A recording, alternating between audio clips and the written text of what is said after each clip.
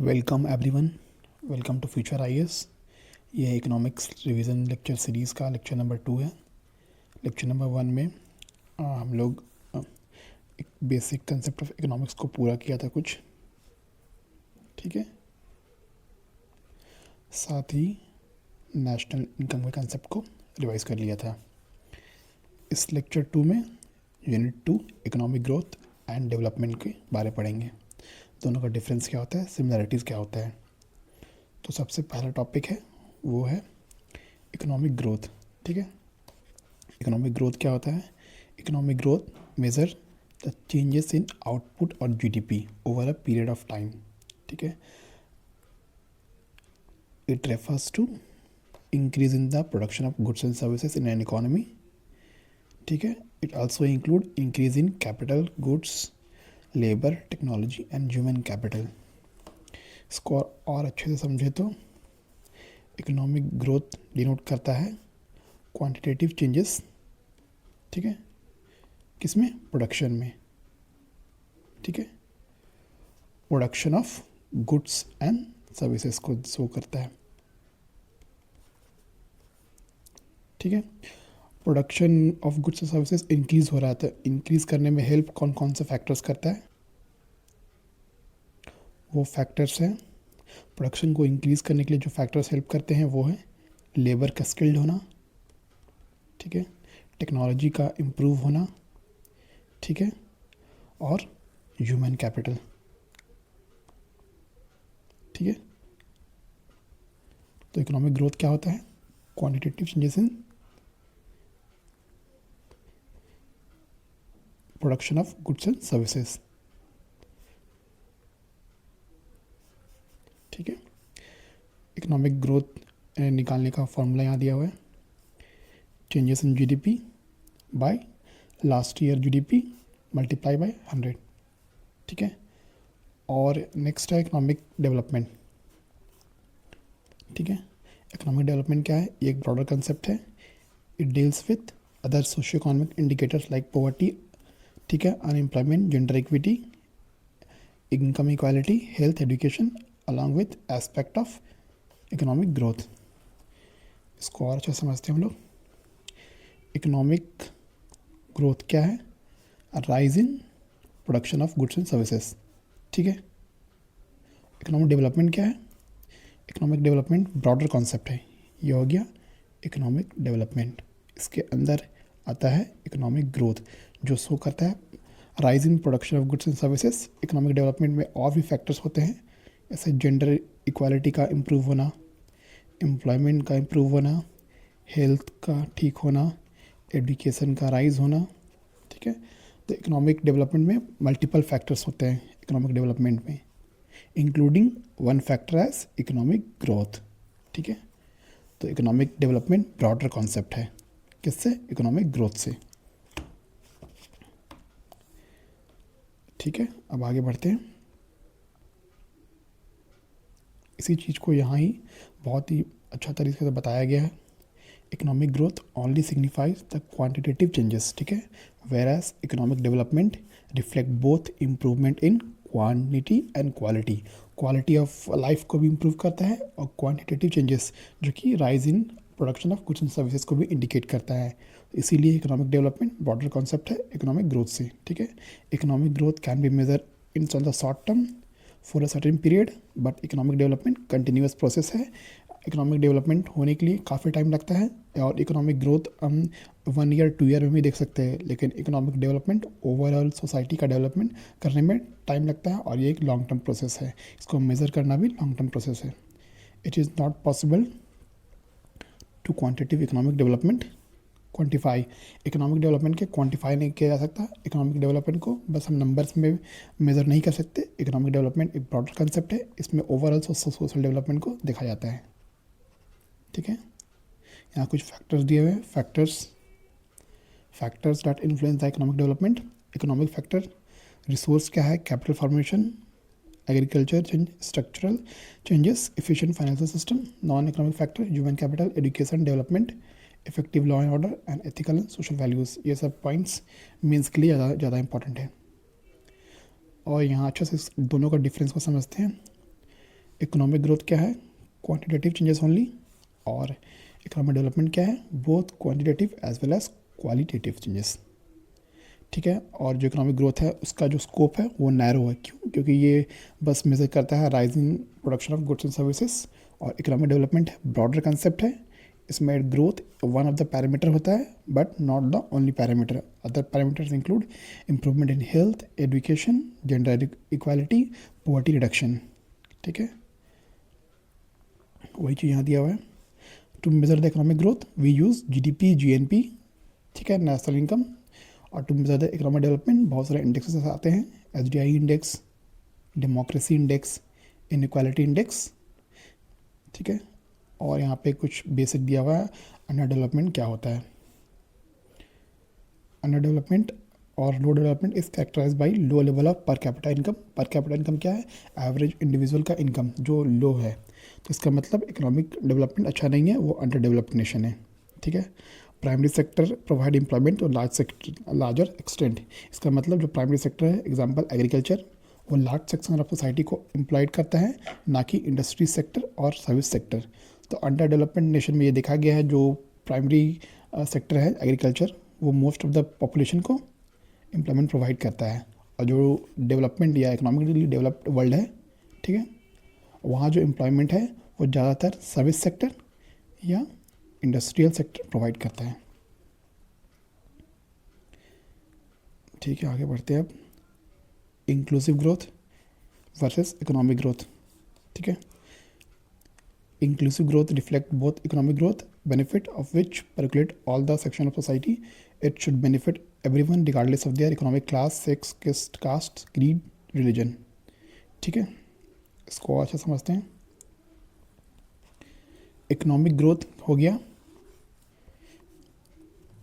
Economic growth हो गया rising production of goods and services, जिससे,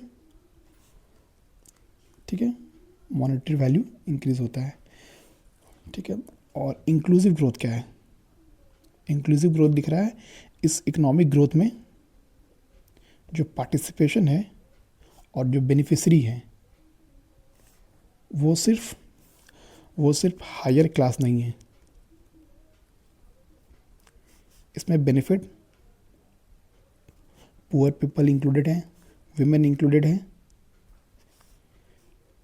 चिल्ड्रन इंक्लूडेड है, ओल्ड एज पीपल इंक्लूडेड है। ये इंक्लूसिव नेचर है।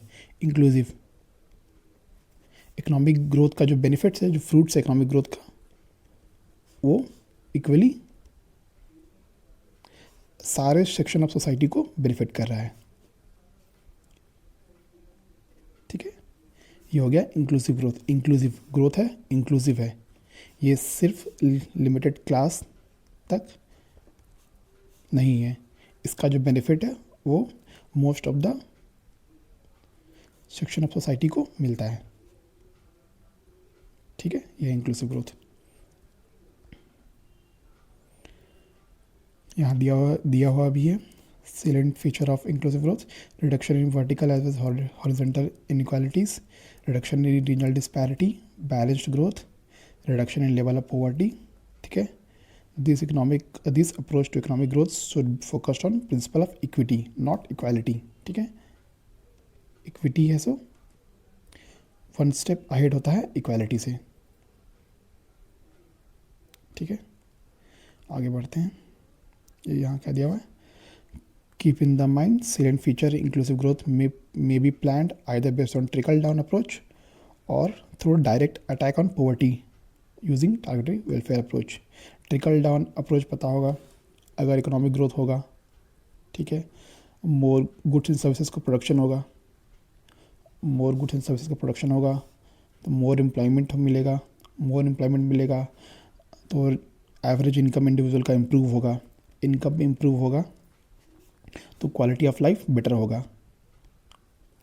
ठीक है, जो इम्पैक्ट है इकोनॉमिक ग्रोथ का, जो बेनिफिट्स हैं वो धीरे धीरे ट्रिकल डाउन कर रहा है पीपल्स तक, जो ग्राउंडेड पीपल हैं उन तक। और direct attack on poverty using welfare schemes हो गया, स्कीम्स जैसे कि MG नरेगा।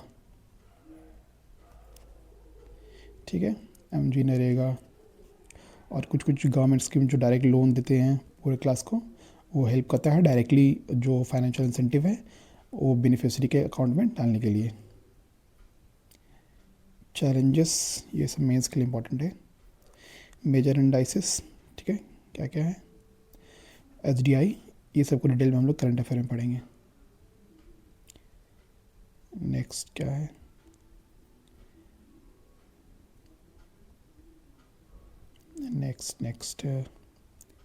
नेक्स्ट है ग्लोबल जेंडर गैप इंडेक्स या gender development index, world happiness index. एक चीज़ याद रखना, इससे क्वेश्चन कभी कभी आता है, जो ग्रॉस नेशनल हैप्पीनेस का जो टर्म था वो क्वाइन किए थे भूटान के किंग, ठीक है, उसके बाद इसको ग्लोबली अपनाया गया, ठीक है, the gross national happiness index. ठीक है, अब आगे बढ़ते हैं। OECD बेटर लाइफ इंडेक्स, ये भी कुछ इंडेक्सेस है जो करंट अफेयर में होगा उसको पढ़ना होगा। बस ये छोटा चैप्टर में इतना ही था। अब आगे नेक्स्ट चैप्टर की ओर बढ़ते हैं, पर उससे पहले यहाँ कुछ MCQs दिया हुआ है, उसको पूरा कर लेते हैं।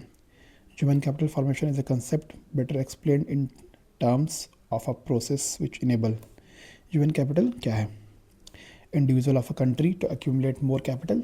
नो, ह्यूमन कैपिटल की बात किया गया है, ठीक है, ह्यूमन से रिलेटेड होना चाहिए, ना कि इकोनॉमी या रिसोर्सेज से।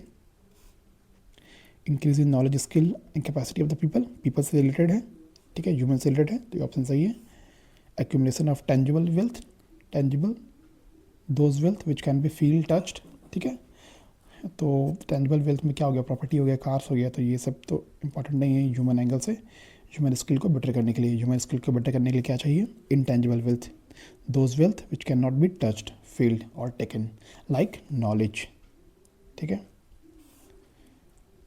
तो ऑप्शन 4 भी करेक्ट है। ऑप्शन कौन सा करेक्ट है? 2 करेक्ट है, 4 करेक्ट है, तो which of the following is correct? C, 2 and 4। Next है economic growth in a country X will necessarily have to occur, इसको कर लिए थे पूरा नेक्स्ट पहला वाला चैप्टर में, इसको छोड़ देते हैं।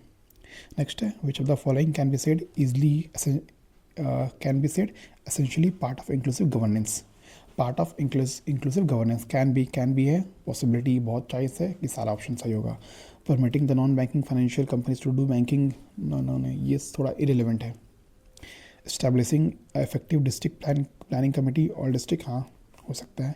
Increasing government spending on public health, definitely public health को इंप्रूव करना काफ़ी अच्छा है, ये डिसेंट्रलाइज गवर्नमेंट को शो कर रहा है।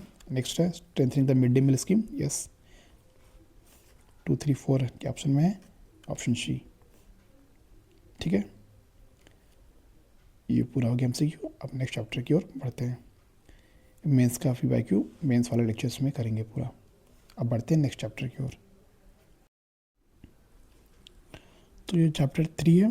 चैप्टर 3 में हम लोग देखेंगे पॉवर्टी, इनइक्वालिटी और अनएम्प्लॉयमेंट को, ठीक है। तो उसको शुरू करते हैं। पॉवर्टी क्या है? पॉवर्टी का डेफिनेशन याद दिया हुआ है। It is a state in which person और community lack financial resources to enable to fulfil even the basic necessities of life. Basic necessities of life क्या है? फूड, क्लोथिंग और हाउसिंग, ठीक है।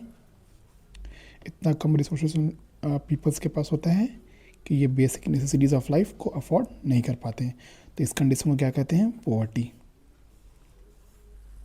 ठीक है। अब आगे बढ़ते हैं।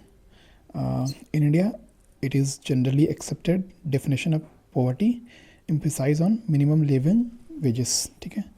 इंडिया में मिनिमम लिविंग वेजेस को जनरली एम्फसाइज किया जाता है पॉवर्टी को कैलकुलेट करने के लिए, ठीक है। Previously planning commission was the authority which publish the poverty estimates based on various rounds conducted by national sample survey, ठीक है। अब आगे बढ़ते हैं। At present poverty estimates are compiled by national statistical office under ministry of statistics programme implementation.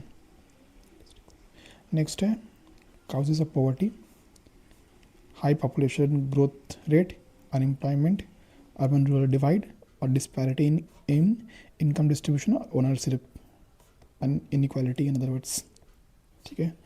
इसको UPSC question पूछा भी था, population is cause of poverty, और poverty is the cause of population.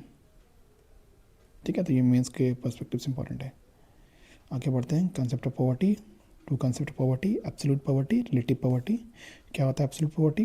वही बताएं, lack the resources to fulfil even basic needs of life. ठीक है, basic needs of life, food, ठीक है, क्लोथिंग, हाउसिंग, और इसमें वाटर भी इंक्लूड कर सकते हैं, क्लीन वाटर। ठीक है, नेक्स्ट है रिलेटिव पॉवर्टी। रिलेटिव पॉवर्टी क्या होता है? रिलेटिव पॉवर्टी होता है पॉवर्टी, ठीक है, in relation to other people. ठीक है, other people. Example, house house number A, house number B. Suppose जो हाउस नंबर बी है वहाँ का जो एनुअल इनकम है वो ₹1,00,000 है। ठीक है, और हाउस नंबर ए है वहाँ का एनुअल इनकम ₹10,000 है। ठीक है, ओवरऑल सोसाइटी जो उसका एवरेज इनकम है उसको हम लोग मान लेते हैं 5,000। ठीक है, ऐसा देखा जाता है हाउस होल्ड वन का। हाउस होल्ड वन पुअर नहीं है। क्यों पुअर नहीं है? कि जो एवरेज सोशल इनकम है उससे तो अबव इनकम इसका 10,000, लेकिन ये रिलेटिवली पुअर है। रिलेटिवली पुअर क्यों है? क्योंकि इसके बगल में जो सपोज़ जो इसका नेबर है उसका जो हाउस होल्ड इनकम है वो ₹1,00,000 है, तो इसके कंपैरिजन में जो हाउस वन है वो पुअर है, तो रिलेटिवली पुअर। ठीक है, और इन कंपैरिजन में पुअर है। ये एब्सोल्यूट पुअर नहीं है। एब्सोल्यूट पुअर क्यों नहीं है? क्योंकि एवरेज जो सोशल इनकम सोसाइटी का वो 5,000 है, लेकिन इसका एनुअल इनकम 10,000 है। लेकिन इससे कंपैरिजन में हाउस होल्ड बीस के कंपैरिजन में ये रिलेटिवली पुअर है। नेक्स्ट है एब्सोल्यूट प्योर पुअर को, पॉवर्टी को और अच्छे से डिफाइन किया गया। It is a condition due to which deprivation from basic needs as food, clothing, health, education, sanitation facilities. It is measured through the concept of poverty line, refers to actual number of people living below poverty line. Measures to use estimate of absolute poverty line. It is required level of income to fulfill the basic necessities of life. ठीक है, ये कुछ ज़रूरी level of income है जिसके बिना basic necessities of life को fulfil करना बहुत मुश्किल होता है। ठीक है, it may vary from one country to one country other country. ठीक है, हो सकता है यूएस में पॉवर्टी लाइन कुछ और हो। ठीक है, इन कंपैरिजन इंडिया। ठीक है, ऐसे ही सिमिलरली अफ्रीका में किसी नेशन का जो पॉवर्टी लाइन है कुछ और डिफरेंट हो। ठीक है, तो ये पॉवर्टी लाइन है वो कंट्री टू कंट्री भी वेरी करता है।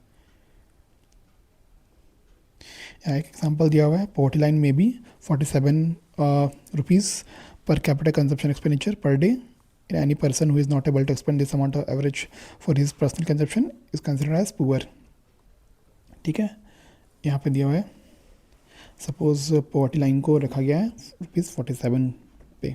ठीक है, ठीक है, तो अगर एक पर्सन ₹47 अर्न नहीं कर पाता है तो वो अपने बेसिक नेसेसिटीज़ ऑफ लाइफ है उसको पूरा नहीं कर पाएगा, जिसकी वजह से उसको हम लोग बोलेंगे एब्सोल्यूट पुअर। ठीक है,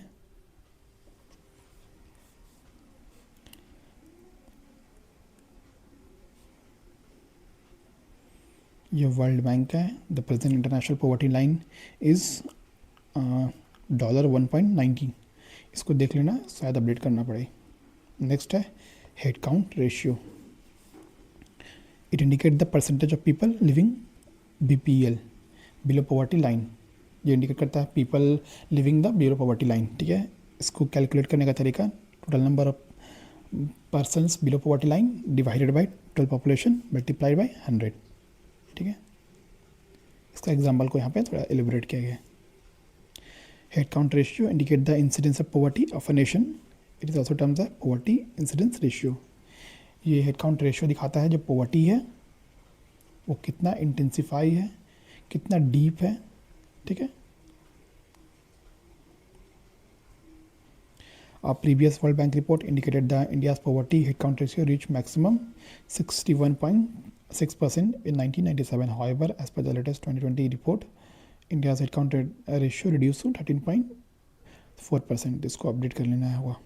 नेक्स्ट है poverty gap ratio. Poverty gap is the difference between poverty line and average actual monthly income, monthly consumption expenditure of BPL household. It indicate average shortfall from this poverty line.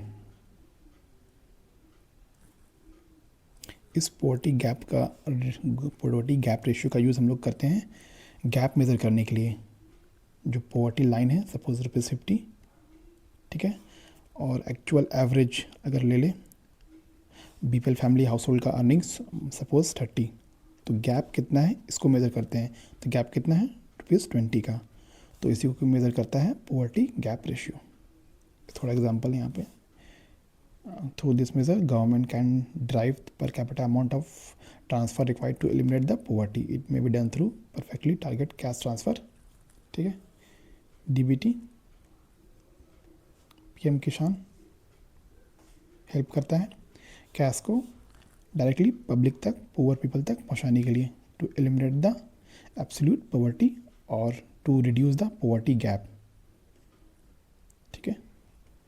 Next है squad poverty index.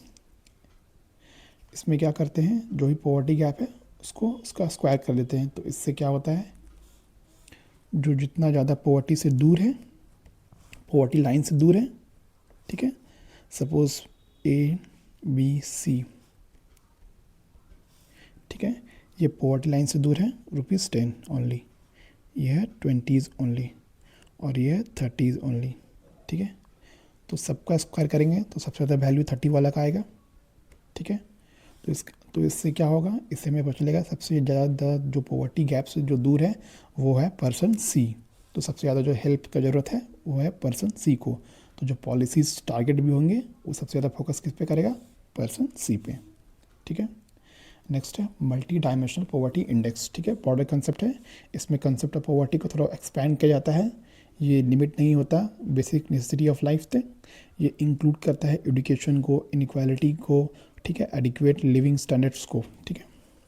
This deprivations are measure on the household as well as individual level. ठीक है. Multidimensional poverty index measure acute poverty, ठीक है, based on overlapping deprivation instead of world bank measure of extreme poverty. ठीक है. Overlapping deprivation, ये डिप्राइवेशंस को देखता है. डिप्राइवेशन बहुत तरह के हो सकते हैं. एजुकेशनल डिप्राइवेशन, ठीक है, सोशल कैपिटल डिप्राइवेशंस, ठीक है, हेल्थ डिप्राइवेशंस.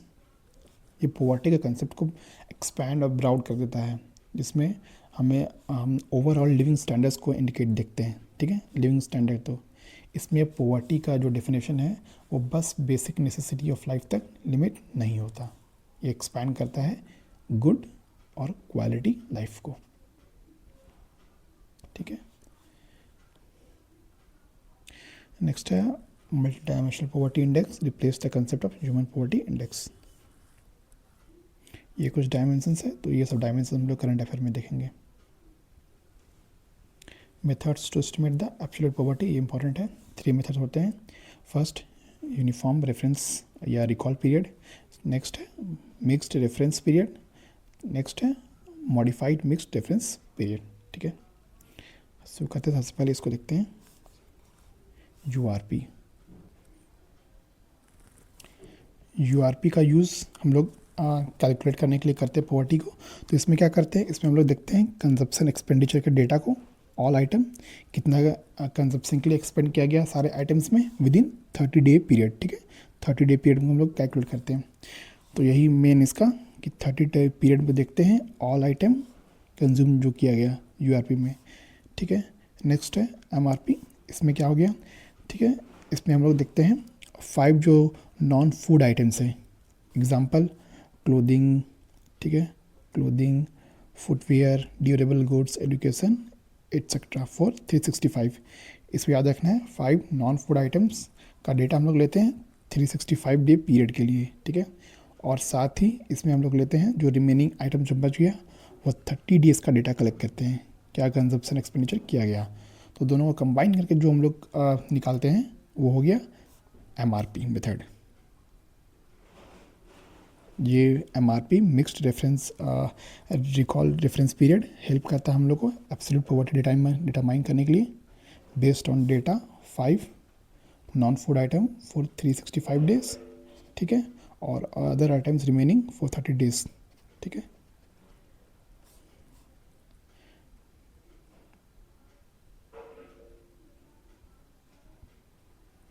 नेक्स्ट है modified mixed reference period MMRP is the most recent concept out of 3, ठीक है। इसमें हम लोग क्या देखते हैं, इसमें 365 recall period used for clothing footwear education institutional medical care durable goods, ठीक है। एक डेटा हो गया 365 डे के लिए, जिसमें हम लोग इंक्लूड करते हैं ये सब क्लोथिंग फुटवेयर एजुकेशन। सेकेंड हम लोग लेते हैं 7 डेज पीरियड के लिए डेटा, जिसमें इंक्लूड होता है edible things like oil, egg, fish, meat, vegetables, ठीक है, जो कंज्यूम करते हैं फूड्स, जनरली फूड। एक और हम लोग लेते हैं 30 डे का डेटा लेते हैं, वो लेते हैं किसके लिए, remaining items, fuels, light, miscellaneous goods, ठीक है, services including non institutional medical tents. तो इसमें क्या हो गया, इसमें हम लोग 3 तरह का डेटा ले रहे हैं 365 डेज पे, जिसमें हम लोग देख रहे हैं फुटवेयर एजुकेशन ये सब, और 7 डेज़ का डेटा ले रहे हैं जो मेनली फूड में क्या यूज़ हो रहा है, एग, ऑयल, फिश ये सब, और 30 डेज़ का डेटा ले रहे हैं जो रिमेनिंग आइटम्स हैं लाइक फ्यूल, लाइट, ठीक है, और अदर आइटम्स। तो सबसे ज़्यादा जो रिफाइंड डेटा है वो लिया गया किसमें, mixed modified mixed reference period में, ठीक है, MMRP में। नेक्स्ट है poverty estimation under uniform reference period, ठीक है, विजावी MRP और MMRP कंपैरेटिव एनालिसिस, ठीक है। इस चीज़ को याद रखना है, ठीक है। अगर हम लोग URP को यूज़ करते हैं, जो पॉवर्टी एस्टिमेट है वो हाईएस्ट आएगा कंपेयर टू MRP और MMRP। क्यों, क्योंकि हम लोग का यहाँ पे लिमिटेड डेटा है 30 डेज़ के लिए ही, ठीक है। नेक्स्ट है MRP, यहाँ पे पॉवर्टी एस्टिमेट लेस होगा compare to URP, they will but will be more than MMRP। यहाँ वो पॉवर्टी है वो कम होगा, किससे कम होगा, URP से, लेकिन ज़्यादा होगा किससे, MMRP से, ठीक है। यहाँ पे इससे ज़्यादा हम लोग इंडिकेटर्स ले रहे हैं, इसमें हम लोग यूज़ कर रहे हैं 7 डेज़ का डेटा, सॉरी इसमें हम लोग यूज़ कर रहे हैं 365 डेज़ का, 1 ईयर का और 30 ईयर का, ठीक है। और इसमें और हम लोग रिफाइंड डेटा यूज़ कर रहे हैं 7 डेज़ का, 365 डेज़ का और 30 डेज़ का। जो सबसे कम पॉवर्टी जो आएगा, poverty estimate will be lower compare to URP MRP, किसमें, MMRP में। इस चीज़ को याद रखना है, ये क्वेश्चन आता है इससे।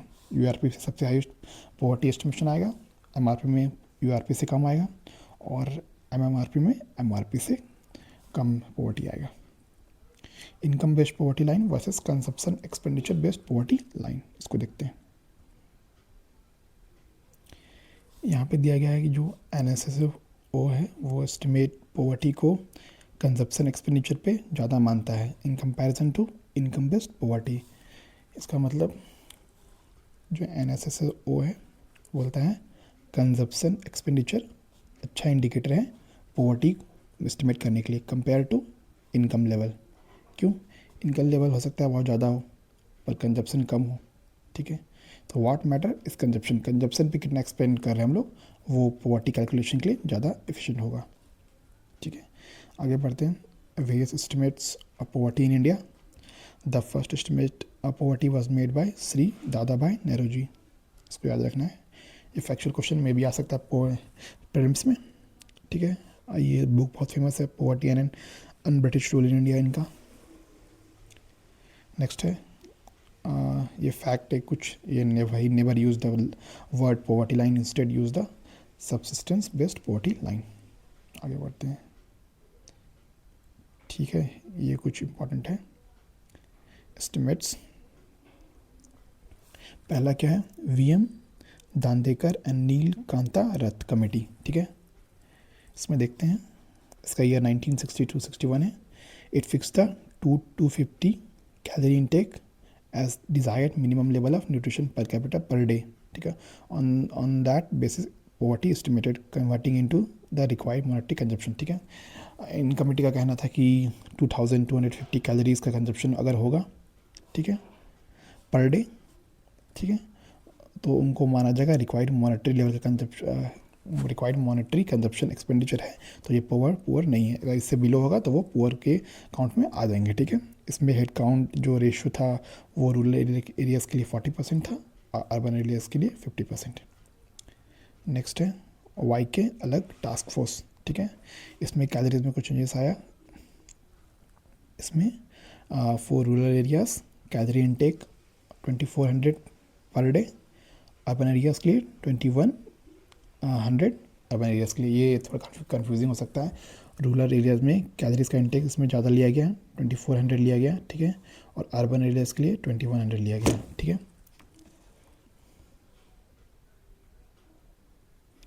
इसका लॉजिक दिया गया कि रूरल एरियाज़ के जो पीपल है वो मोर फिजिकल वर्क करते हैं compare to urban counterparts, ठीक है। Health and education was not taken into account to measure poverty on the assumption that government would take care of it, ठीक है। हेल्थ, ठीक है, और एजुकेशन को इंक्लूड नहीं किया गया, ये रिस्पॉन्सिबिलिटी एज्यूम कर लिया गया गवर्नमेंट के लिए, ठीक है। नेक्स्ट है डी लकड़ावाला कमेटी, ठीक है। Calorie intake based per capita consumption expenditure 2400 for rural areas, 2100 for urban areas, ये सेम हो गया, ठीक है। Uniform reference period, uniform reference period का यहाँ यूज़ किया गया डेटा को कलेक्ट करने के लिए, ठीक है। This committee recommended the state specific poverty line, ठीक है। State specific means poverty line will differ from state to state, ठीक है। As per the report, poverty line to be updated using CPI, Consumer Price Index, ठीक है, in rural areas as CPI in urban areas। जो rural areas में होगा वो agricultural labour को देखा जाएगा और ये अर्बन एरियाज़ में इंडस्ट्रियल वर्कर्स को। नेक्स्ट है सुरेश तेंदुलकर कमेटी, ठीक है, ईयर 2004 to 5।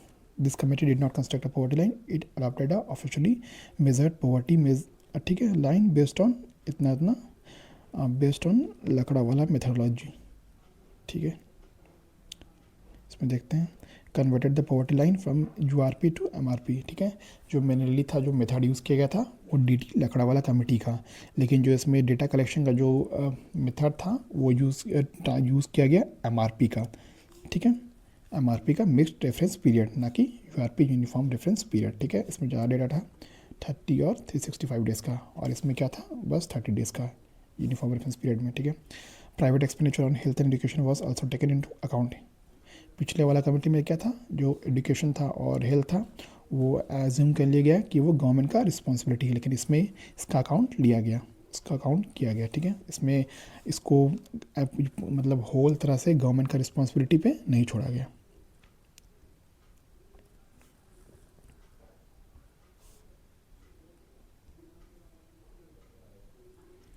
यहाँ पे कुछ डेटा है, उसको याद रखना, शायद में भी फिल्म्स में आ जाए। जो पॉवर्टी एस्टिमेट था डीटी लकड़ावाला कमेटी, जो एस्टिमेट किए थे उनके अकॉर्डिंग 54.9% था इंडिया पे पॉवर्टी, और सुरेश तेंदुलकर कमेटी में 37.2%, ठीक है। Estimate as per 61st round of NSSO versus Tendulkar committee estimates. ये यहाँ पे दिया हुआ है कि कुछ डिफरेंसेस आ गए थे पॉवर्टी कैलकुलेशन में। जब एनएसएसओ 61st राउंड में पॉवर्टी कैलकुलेशन किया था तो हेड काउंट रेशियो 28.31% आया था, ठीक है, यूजिंग यूआरपी और एमआरपी, यूनिफॉर्म रेफरेंस पीरियड और मिक्स्ड रेफरेंस पीरियड। हाउएवर जब तेंदुलकर कमेटी पॉवर्टी कैलकुलेट किए थे तो उनका हेड काउंट रेशियो काफ़ी ज़्यादा आया था, 37.2%, ठीक है। ये डिफरेंस यहाँ पे आ गया था। और यहाँ पे बताया गया है कि लेकिन जो एक्सटेंट ऑफ पॉवर्टी रिडक्शन का मेज़र किया गया तो वो ऑलमोस्ट सिमिलर था दोनों का, एनएसएसओ और बाय तेंदुलकर कमेटी, ठीक है। आगे बढ़ते हैं। नेक्स्ट और भी कमेटीज़ है। रंगराजन कमेटी, ईयर 11 to 12, ठीक है। Method use the method of calculating urban and rural poverty similarly, ठीक है। अलग अलग इसको कैलकुलेट किया गया similar to Lakdawala committee. Estimate कितना था 29.5%, ठीक है। Took into account both food and non food item on expenditure, ठीक है। Use the MMRP not MRP, MMRP mixed mixed नहीं sorry modified mixed difference period, इसमें इसमें 3 डेटा था, 7 डेज़ का, 30 डेज़ का और 365 डेज़ का, तो मोर रिफाइंड वर्जन ये था, ठीक है। Poverty was based on monthly expenditure of family of 5, ठीक है, not individual in case of Tendulkar committee, याद रखना। All the three calories protein fat intake values were taken into account to estimate poverty in this situation या in this committee. Tendulkar committee versus Rangarajan committee, ठीक है। Tendulkar committee जो report submit किए थे 2009 में, Rangarajan committee ये थोड़ा रिसेंट है 2014, ठीक है। पर कैपिटा मंथली एक्सपेंडिचर का यूज़ किया गया था, इसमें भी पर कैपिटा मंथली सॉरी इसमें पर कैपिटा नहीं मंथली एक्सपेंडिचर यूज़ किया गया था फैमिली लेवल पे, फैमिली ऑफ 5, ठीक है। एमआरपी पर यूज़ किया गया था मिक्स डिफरेंस पीरियड, और इसमें एमआरपी का मॉडिफाइड मिक्स डिफरेंस पीरियड, इसमें 2 डेटा था 30 और 365 डेज़, इसमें 7 डेज़ 30 डेज़ और 365 डेज़। इसमें only calorific value were use to evaluating the expenditure, जबकि इसमें calorie plus protein plus fat बहुत सारे पैरामीटर्स को इंक्लूड किया गया था, ठीक है। पोवर्टी एस्टिमेट कितना था तेंदुलकर कमेटी का 37.2% और रंगराजन कमेटी का 29.5%, तो ज़्यादा किनका था, ज़्यादा था तेंदुलकर कमेटी का, ठीक है। और कम पोवर्टी एस्टिमेट्स किनका आया था, रंगराजन कमेटी का, ठीक है। Used all India urban poverty line basket to drive both urban and rural poverty, ठीक है। All India urban poverty line का यूज़ किया गया था, यूज़ सेपरेट, ठीक है। इसमें सेपरेट बास्केट का यूज़ किया गया था, रूरल के लिए अलग, ठीक है, और अर्बन के लिए अलग, separate rural and separate rural poverty line basket, ठीक है।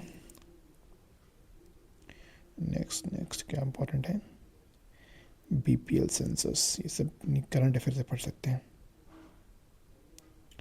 अमर्त्य सेन कैपेबिलिटी अप्रोच, इसको देखते हैं, ये इंपॉर्टेंट थोड़ा है। ये जो अमर्त्य सेन थे, ठीक है, इन्होंने काफ़ी डिफरेंट पॉवर्टी का कंसेप्ट दिया, पॉवर्टी को फाइट करने के लिए काफ़ी डिफरेंट और यूनिक मेथड दिया।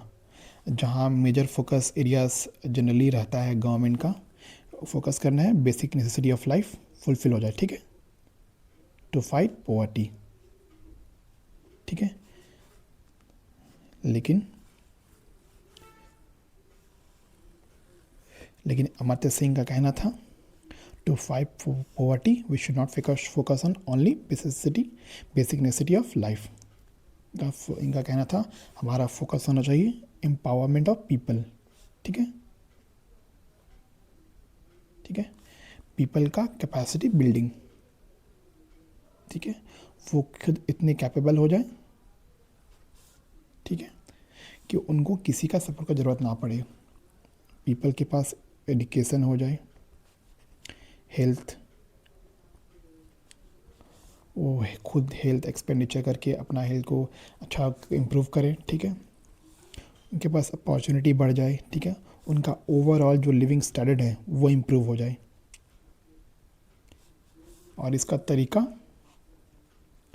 Increase the capacity of people या कैपेबिलिटी ऑफ पीपल और एम्पावरमेंट ऑफ पीपल, पीपल को इतना एम्पावर कर दो कि वो खुद अपना पॉवर्टी को दूर करे, ठीक है, और नेशन के डेवलपमेंट में कंट्रीब्यूट करे, ठीक है।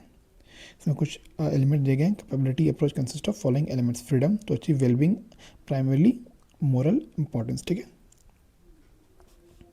उनके पास फ्रीडम हो, कैपेसिटी हो कि अपना और भी लोगों का सोसाइटी में वेलफेयर और वेलबींग को इम्प्रूव कर सके। Wellbeing should be understood in terms of people's capability develop हो जाना चाहिए, उनके पास एजुकेशन आना चाहिए, फिजिकल इम्प्रूवमेंट होना चाहिए, ठीक है, फंक्शनिंग आना चाहिए, नॉलेज आना चाहिए, और अदर वर्ड से बोल सकते हैं intangible wealth, example skill development, ठीक है।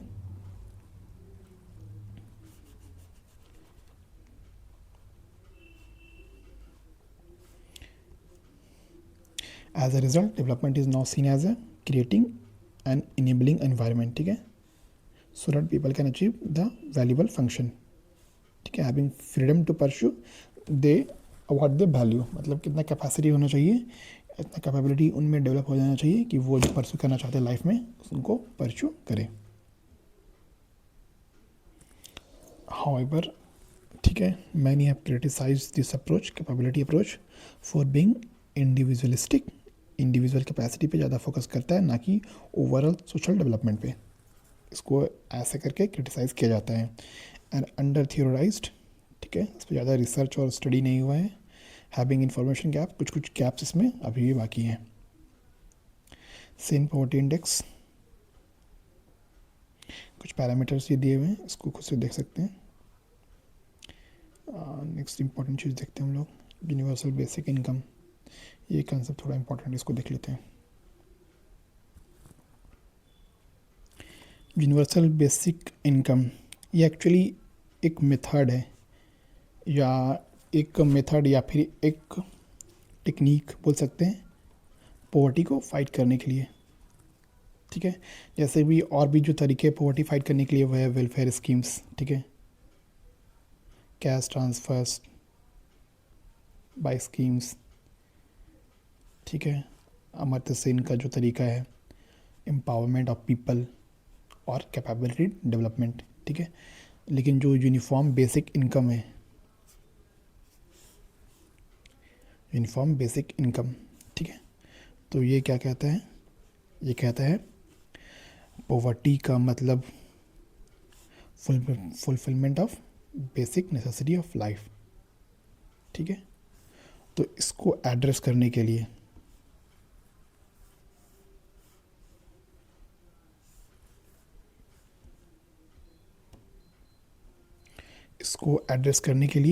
हम लोगों को क्या करना चाहिए, कुछ basic incentive in form of money regularly transfer करना चाहिए जो एब्सोल्यूट पुअर है, ठीक है। जब एब्सोल्यूट पुअर के पास रेगुलर बेसिस पे मनी जाएगा तो इसके हेल्प से वो कंज्यूम करेंगे, एक्सपेंडिचर करेंगे, ताकि उनका बेसिक नेसेसिटी ऑफ लाइफ पूरा हो जाए, और इससे क्या होगा, ओवरऑल जो पॉवर्टी है वो रिड्यूस करेगा, ठीक है।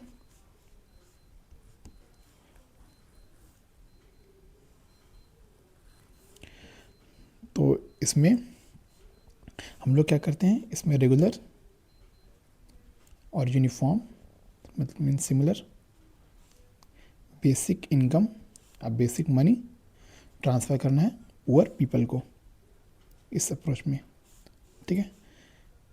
अब इसको थोड़ा देखते हैं।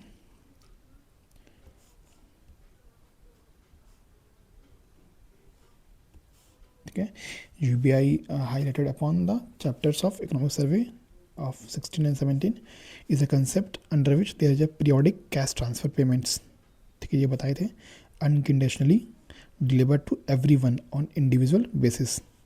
यहाँ देख लेना है एक चीज़, यहाँ पे जो छूट गया था वो है कि जो कैश ट्रांसफ़र होगा, कैश पेमेंट, ठीक है, टू एवरीवन, ठीक है, एवरीवन यहाँ पे है, एवरीवन ऑन इंडिविजुअल बेसिस। यहाँ पे लिमिट नहीं है कि जो एब्सोल्यूट पुअर पीपल है उन्हीं को ही सिर्फ करेंगे ट्रांसफ़र, यहाँ पे एवरीवन है, ठीक है। Various countries are now deliberating upon the option of going UBI instead of जो वेलफेयर स्कीम्स है, ठीक है। Thus, UBI based on the principle that every citizen should have right to basic income to cover their basic needs, ठीक है। In other words, UBI based on 3 hallmark: universality, targeting all population, not only absolute poor, ठीक है। Unconditionally, whether you are employed, unemployed, rich, poor, male, female, etc, ठीक है। Agency rational, इसके लिए rational क्या दिया जाता है, it may provide freedom to individual to spend as per their own choices. अगर मनी देंगे तो उनका जहाँ ज़रूरत होगा वहीं पे एक्सपेंडिचर करेंगे, ठीक है। ये किसके अपोजिट है, ये अपोजिट है फ्री जो ग्रेन्स प्रोवाइड किया जाता है। यहाँ पे गवर्नमेंट फ्री ग्रेन्स ही लेना है, डिलीवर करते हैं पीपल को। लेकिन UBI क्या कहता है, आप ट्रांसफ़र कीजिए मनी, उनको ग्रेन्स लेना है या कुछ और लेना है, वो डिसीजन कौन लेंगे, पीपल, ठीक है।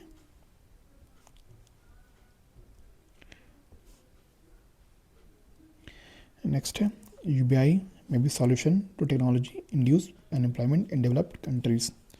ठीक है, टेक्नोलॉजिकल जो इनक्वालिटीज़ आ गया उसको भी दूर कर सकता है ये UBI. It may reduce the inequality, increase the aggregate consumer demand. ठीक है, मनी जाएगा, मोर एक्सपेंडिचर करेंगे, more demand, more production, more employment, overall economic growth. Next है, it may promote the social justice, definitely promote करेगा social justice. पास poor पास resources नहीं है, उनके पास रिसोर्स आ जाएगा, वो मोर एम्पावर्ड हो जाएंगे इकोनॉमिकली। ठीक है, ठीक है, may replace the welfare schemes. ठीक है, वेलफेयर स्कीम्स को रिप्लेस कर सकता है। It may overcome the leakages and wastage occur during the implementation of welfare schemes. Welfare schemes में जो इशूज़ आते हैं इम्प्लीमेंटेशन में, generally in form of corruption at multiple levels. ठीक है, जिसको हम लोग बोलते हैं decentralisation of corruption during implementation of policies. तो इसको फाइट करने में हेल्प करेगा।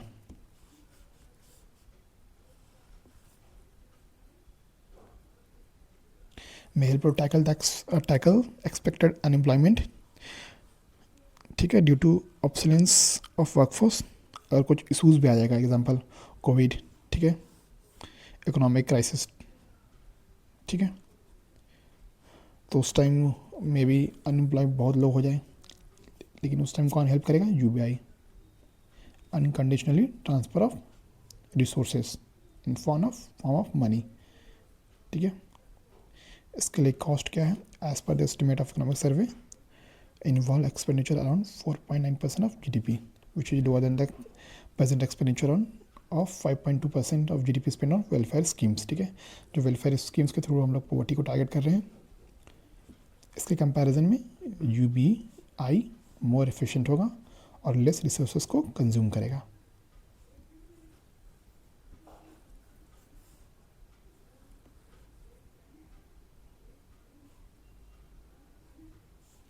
ठीक है, चैलेंजेस क्या है? Pre requisite for effectively functioning.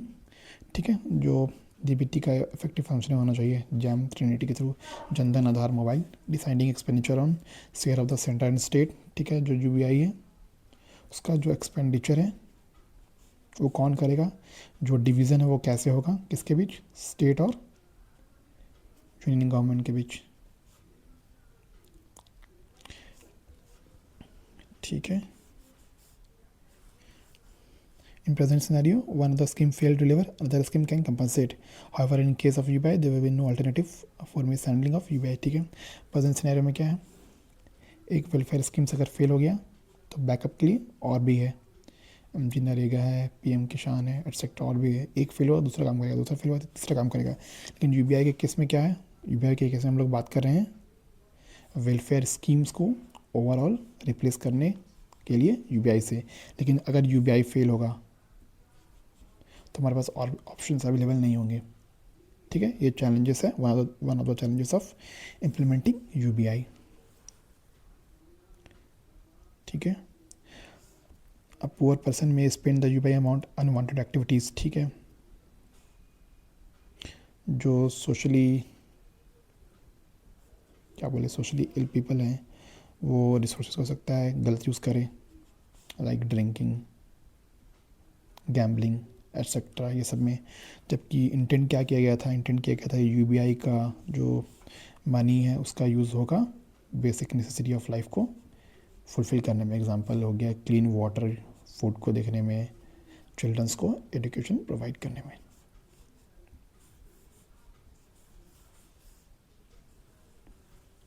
ठीक है, और यहाँ पर क्या है?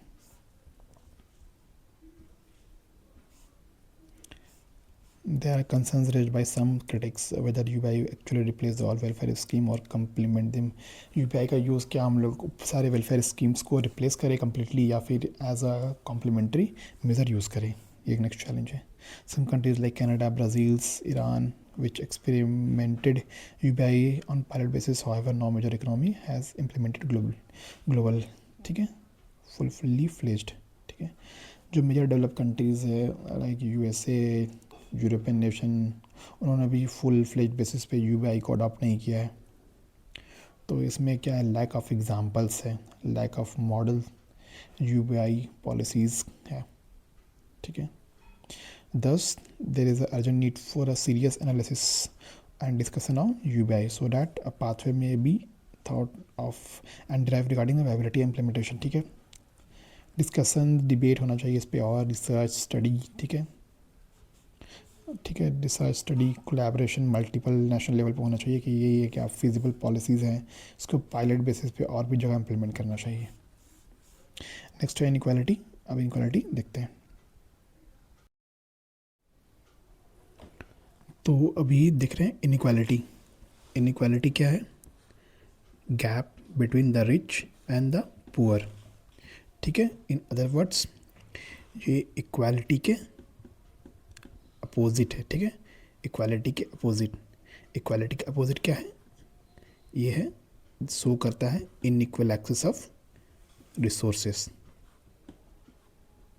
ठीक है। इसका मतलब कुछ पीपल ऑफ सोसाइटी में ऐसे लोग हैं जिनके पास बहुत सारा रिसोर्सेस है, वही कुछ सेक्शन ऑफ सोसाइटी में पीपल के पास लिमिटेड रिसोर्सेस है। ये जो डिस्पैरिटी है, एक सेक्शन ऑफ सोसाइटी के पास बहुत सारा रिसोर्सेस है, ठीक है, और कुछ सेक्शन के पास बहुत कम रिसोर्सेस है। ये डिस्पैरिटी को ही हम लोग बोलते हैं इनइक्वालिटी, ठीक है। अपोजिट टू इक्वालिटी, इक्वालिटी में क्या होगा? इन मोस्ट केसेस जो रिसोर्स का डिस्ट्रीब्यूशन है वो इक्वल होगा। अगर सोसाइटी में दो कम्युनिटी है ए और बी, तो दोनों के पास mostly same amount of resource होंगे, ठीक है, ठीक है। यहाँ इसको देखते हैं डेफिनेशन क्या दिया हुआ है। The gap between rich and poor, ठीक है। इन other words it indicate disparity and in the distribution of economic assets and income, ठीक है। नेक्स्ट है causes of inequality. Causes of inequality क्या है? Concentration of asset in private sector, ठीक है। Private sector के पास ज़्यादा एसेट्स हैं, ठीक है, अपोजिट टू गवर्नमेंट या सोशल ऑर्गेनाइजेशंस, ठीक है। नेक्स्ट है urban urban biasness in private investment. Private investment है वो मेजॉरिटी फोकस करते हैं अर्बन एरियाज़ में, ठीक है, ना कि विलेज या रूरल एरियाज़, ठीक है। नेक्स्ट क्या है? High inflation in goods and services. Goods and services का जो प्राइस है वो जनरली हाई होता है, तो जो लोअर क्लास पीपल है या फिर पुअर सेक्शन ऑफ सोसाइटी, वो कुछ गुड्स एंड सर्विसेज को अफोर्ड नहीं कर पाते, ठीक है।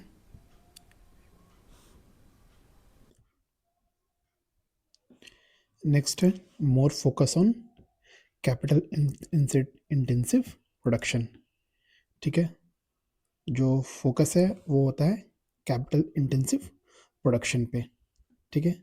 मीन्स जो एक्सपेंडिचर या इन्वेस्टमेंट किया जाता है वो किया जाता है मशीनरी पे, मशीन्स पे, ठीक है, टेक्नोलॉजी पे, rather than labour intensive production, ठीक है। लेबर इंटेंसिव प्रोडक्शन क्या होगा तो क्या होगा?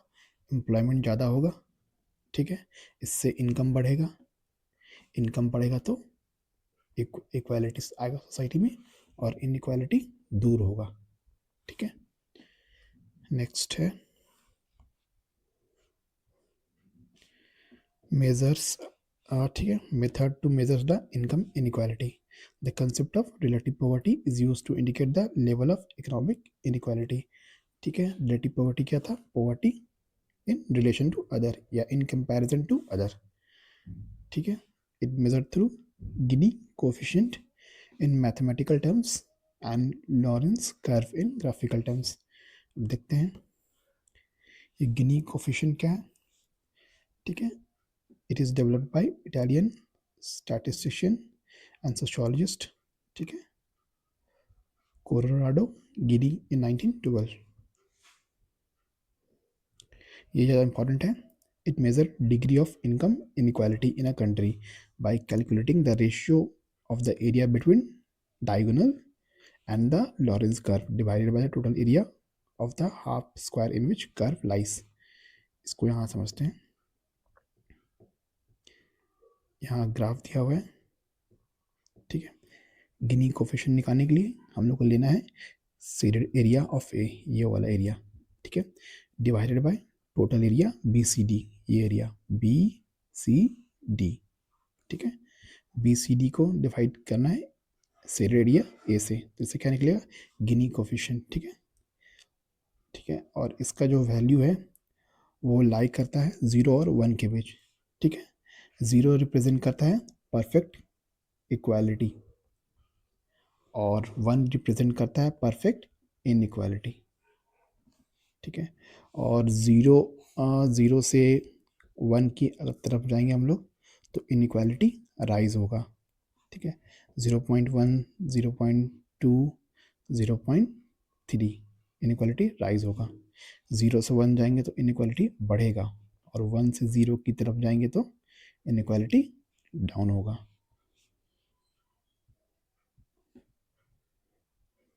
ज़ीरो रिप्रेजेंट परफेक्ट इक्वालिटी, ठीक है। जो ज़ीरो है सो परफेक्ट इक्वालिटी को रिप्रेजेंट करता है। नेक्स्ट है 1 इंडिकेट परफेक्ट इनइक्वालिटी, ठीक है। 1 है सो परफेक्ट इनइक्वालिटी को रिप्रेजेंट करता है। फॉर अंडरस्टैंडिंग सिंपली से increasing value from 0.29 to 0.36 indicate more income inequality which is not good for economy, ठीक है। वैल्यू 0.2 से 0.3 की ओर जा रहा है, तो ओवरऑल ये 1 जो वैल्यू 1 है उसके क्लोज बढ़ता जा रहा है। अगर 0 से 1 की तरफ जाएंगे तो इनइक्वालिटी बढ़ता जाएगा, जो ओवरऑल इकोनॉमी के लिए सही नहीं है। अब आगे बढ़ते हैं। नेक्स्ट पॉइंट क्या है, the higher the Guinea coefficient the more gap between the rich and poor, ठीक है। जितने ज़्यादा गिनी कोफिशिएंट में गैप होगा उतना ज़्यादा कंट्री में इनइक्वालिटी होगा between rich and poor. Next है लॉरेंस कर्व, ठीक है। It is a curve that measure the relationship between percentage of income earned and percentage of people who earn that particular income, ठीक है। It is a graphical representation of Gini coefficient, in other words Gini coefficient represented graphically through Lorentz curve, ठीक है। ये Gini coefficient का graphical form है, ठीक है। यहाँ देखते हैं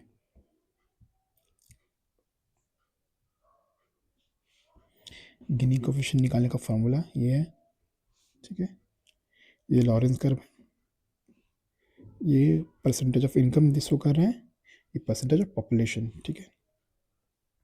और ये 45 डिग्री का जो ये लाइन है ये ये ये रिफ्लेक्ट करता है परफेक्ट इक्वालिटी को, ठीक है। और ये जो है ये है लॉरेंस कर्व, ठीक है। जितना क्लोज होगा ये इस लाइन के, ए लाइन के, इनइक्वालिटी उतना कम होगा, और इस लाइन से जो जितना दूर जाएगा इनइक्वालिटी उतना ज़्यादा बढ़ेगा। इस ग्राफ से बहुत सारे क्वेश्चन टेस्ट सीरीज में भी आते हैं, तो इसको अगर ध्यान से करें तो बहुत सारा टेस्ट सीरीज का क्वेश्चन भी सॉल्व हो जाएगा, ठीक है। जो बताएं perfect equality represented by straight 45 degree curve, ये वाला। नेक्स्ट है curve place below the perfect equality represent the Lorenz curve, ये हो गया Lorenz curve. The closer the Lorenz curve to the perfect equality the less level of income inequality and vice versa, ठीक है। ये Lawrence curve जितना close होगा ए के, इस लाइन के, उतना इनइक्वालिटी कम होगा, और जितना इससे दूर होगा उतना इनइक्वालिटी ज़्यादा होगा। ए इंडिकेटर शेडेड एरिया देख लिए, गिनी कोफिशिएंट निकालने का फार्मूला भी देख लिए। ए इज इक्वल टू 0, और 0 क्या है परफेक्ट इक्वालिटी, और 1 क्या है परफेक्ट इनइक्वालिटी, ठीक है। Present status of income inequality, इसको हम लोग करंट अफेयर में पढ़ेंगे, जो ऑक्सफैम का आता है ना इक्वालिटी रिपोर्ट, उसमें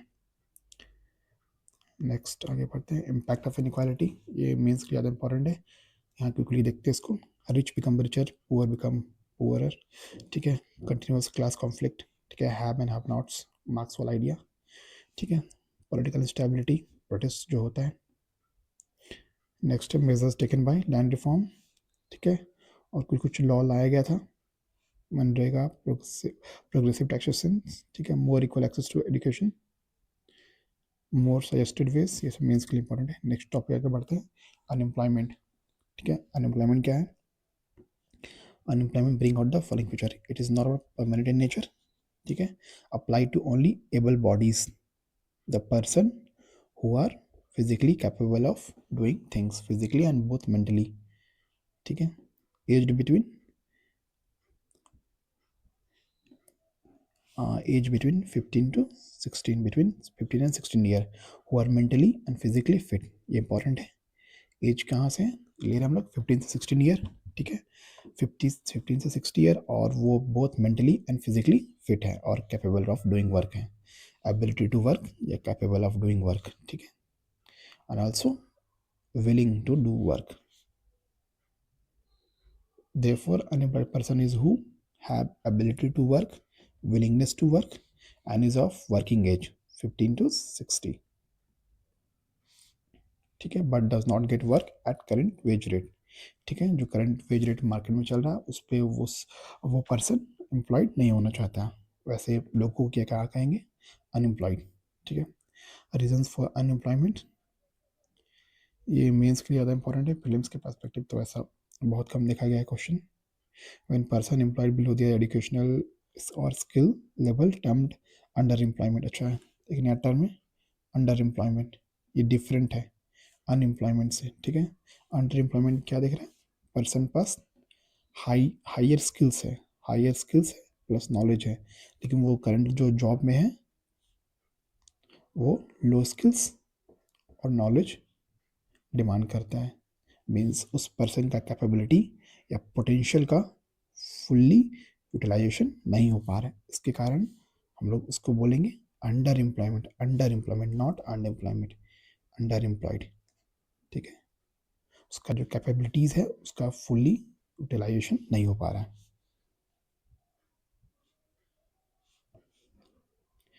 नेक्स्ट है कंसेप्ट रिलेटेड टू अनएम्प्लॉयमेंट, ये इंपॉर्टेंट है, इससे बहुत सारे टेस्ट में क्वेश्चन इससे भी आते हैं। लेबर सप्लाई क्या होता है? लेबर सप्लाई, लेबर सप्लाई क्या होता है? सप्लाई ऑफ लेबर, ठीक है। Both mental plus physical labour, या आइदर मेंटल और physical labour that workers are willing to offer at different wage rate, ठीक है। डिफरेंट वेज रेट पे वर्कर्स अपना लेबर प्रोवाइड करने के लिए विलिंगनेस शो कर रहे हैं, ठीक है। उसको क्या बोलते हैं? Labour supply. और एक चीज़ याद रखना है कि ये लेबर सप्लाई है always related to wage rate, ठीक है। इस चीज़ को ध्यान रख के हम बहुत सारा MCQ इस सीरीज में सही कर सकते हैं। नेक्स्ट है supply of labor can be increase decrease even when number of worker remain constant, ठीक है। सप्लाई ऑफ लेबर इंक्रीज हो सकता है, डिक्रीज हो सकता है, इवन जो नंबर ऑफ वर्कर्स है कांस्टेंट है, मतलब same number of, suppose 10 number of workers है, तो लेबर ऑफ सप्लाई अगर मेजर करें 5 7 4 3 हो सकता है। क्यों? ये डिपेंड कर रहा है किस पे? करंट वेज रेट पे। क्या प्रेजेंट वेज रेट पे जो वर्कर्स है वो अपना लेबर सप्लाई करने के लिए रेडी है या नहीं। नेक्स्ट है labour force, it refers to number of people actually working और विलिंग टू वर्क, ये बोथ पीपल को इंक्लूड करता है। पहला एक्चुअली वर्किंग जो वर्कर्स है, ठीक है, प्लस विलिंग टू वर्क जो वर्क करने के लिए रेडी है एट करंट वेजेस, ठीक है। It is measured in terms of number of person, ठीक है, नॉट इन टर्म्स ऑफ मैंडेज। मैंडेज के बेसिस पे क्या मेजर होता है? लेबर सप्लाई, ठीक है। लेकिन नंबर ऑफ पर्सन के बेसिस पे क्या मेजर होता है? लेबर फोर्स, ठीक है। वर्क फोर्स, वर्क फोर्स क्या हो सकता है? वर्क डिनोट कर रहा है वर्कर्स को, तो people, those people who are actually working, ठीक है। ये इंडिकेट करता है only people who are actually working और करंटली एम्प्लॉयड, ठीक है। It does not take into account those are willing to work, ठीक है। इसको अकाउंट में कब लेते हैं? जब हम लोग कैलकुलेट करते हैं लेबर फोर्स, ठीक है। लेकिन वर्क फोर्स, फोर्स को कैलकुलेट करने के हम लोग अकाउंट में लेते हैं ओनली पीपल करंटली एम्प्लॉयड या वर्किंग।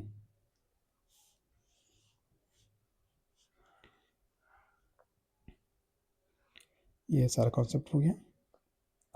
ये कुछ फॉर्मूलाज है निकालने के लिए, इसको खुद से पढ़ सकते हैं। Number of person unemployed, labour force minus work force, ऐसे करके बहुत सारा चीज़ दिया हुआ निकालने के लिए। ये इंपॉर्टेंट है। Method to measure unemployment in India, ठीक है, as recommended by ML Dantwala committee, set up by planning commission. There are 3 methods, ठीक है, याद रखना 3 मेथड्स। फर्स्ट क्या है? Usual principal status, second currently weekly status, और थर्ड करंट डेली स्टेटस। तो फर्स्ट देखते हैं।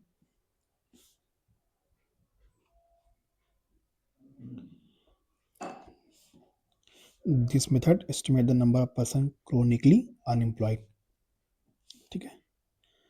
एक चीज़ याद रखना है, इसका जो रेफरेंस पीरियड है वो 1 ईयर। इस मेथड हम लोग देखते हैं for 1 year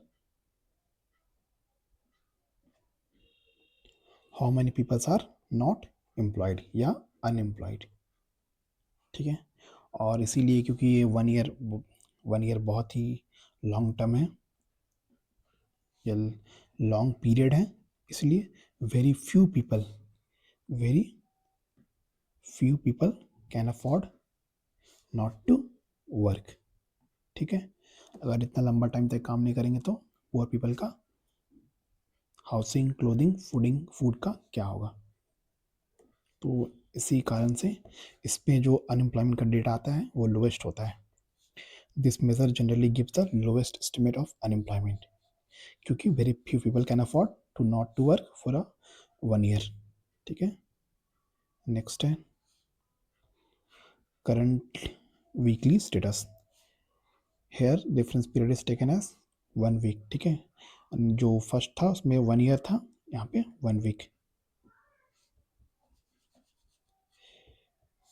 According to this estimate, person turned employed even he or she employed for only a day during that week for at least 1 hour.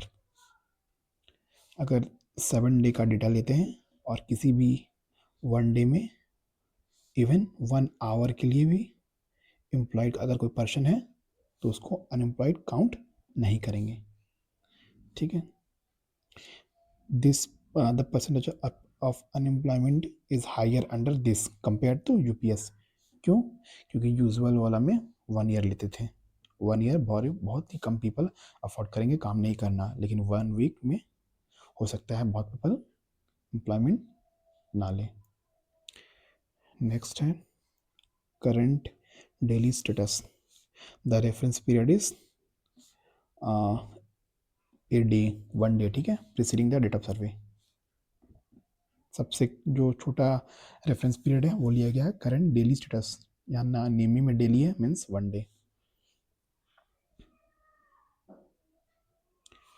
He she considered as employed even he she has worked at least 4 hours during that day। अगर कोई person even a day काम करता है for at least 4 our तो उसको employed बोलेंगे। तो इससे क्या होगा? जो अनएम्प्लॉयड का जो रेट है वो कम हो जाएगा, क्योंकि a person has worked more than 1 hour but less than 4 hour is considered half day employed। ये नया कंसेप्ट है, इसको याद रखना है। हाफ डे एम्प्लॉयड किसको कहते हैं? Person who have worked more than 1 hour but less than 4 hour in a day is called half day employed। A person who has no gainful work even for a hour, ठीक है, during that day considered unemployed. ठीक है, तो इसमें जो unemployment का rate है वो हाईएस्ट आय कह सकता है। ठीक है, अनएम्प्लॉयमेंट इज हाईएस्ट। ठीक है, नेक्स्ट है कि बहुत सारे लोग ऐसा होगा कि एग्रीकल्चर का जो गैप आता है पीरियड में, ठीक है, राबी और खरीफ जो सीज़न आता है, इसके बीच जो गैप होता है वहाँ पर बहुत सारे जो एग्रीकल्चरल लेबर है वो अनएम्प्लॉयड रह जाते हैं। तो इवन वो अगर एक दिन भी काम नहीं करते फॉर 4 आवर या 1 आवर तो उनको बोलेंगे अनएम्प्लॉयड। तो इसीलिए इसमें अनएम्प्लॉयमेंट का रेट बहुत ही ज़्यादा होता है।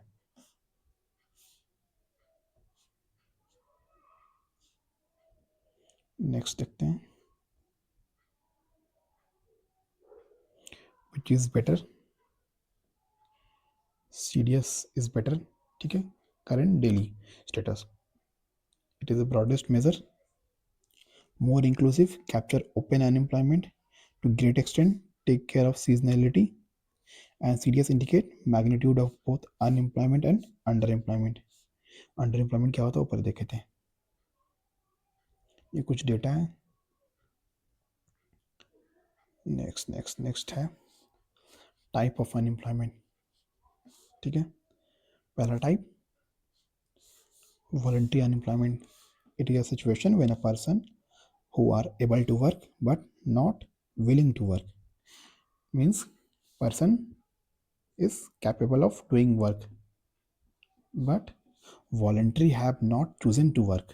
ठीक है, वो अपने मन से वर्क नहीं करना चाहता, इसकी वजह से वो अनएम्प्लॉयड है। तो ऐसे पर्सन क्या बोलेंगे, वॉलंटरी अनएम्प्लॉयड। वॉलंटरी बेसिस पे खुद का पर्सनल चॉइस है कि वर्क नहीं करना है। ठीक है, despite the fact that one is capable of doing work but not willing to do work. ये हो गया वॉलंटरी अनएम्प्लॉयमेंट। नेक्स्ट है involuntary, situation where able bodies people are willing to do job but unemployed due to unavailability of job in the economy, means person are capable of doing work, also willing to work but are not getting employed in an economy, is called involuntary। involuntary denote करता है जहाँ पे your choice does not matter. ठीक है, voluntary में choice matter करता था, voluntary में person not willing to work, लेकिन इनवॉलंटरी में विलिंग टू वर्क है, उसके बाद भी जॉब नहीं मिल रहा है, तो उसके बाद को क्या बोलेंगे, इनवॉलंटरी अनएम्प्लॉयड। ठीक है, hence they are unemployed against their wishes. ठीक है, अगेंस्ट देयर विशेस, चॉइस। ठीक है, उनका चॉइस है एम्प्लॉयमेंट पाना, लेकिन फिर भी वो एम्प्लॉयमेंट नहीं मिल पाता क्योंकि इकोनॉमिक कंडीशन या इकोनॉमिक सिचुएशन वैसा नहीं होता कि सारे पीपल को एम्प्लॉयमेंट दे सकें, तो ऐसा एम्प्लॉयमेंट को बोलते हैं इनवॉलंटरी। योर विश और चॉइस डज नॉट मैटर, ऊपर में विश और चॉइस मैटर करता था वॉलंटरी में। नेक्स्ट है सब कैटेगरीज ऑफ वॉलंटरी अनएम्प्लॉयमेंट। ठीक है,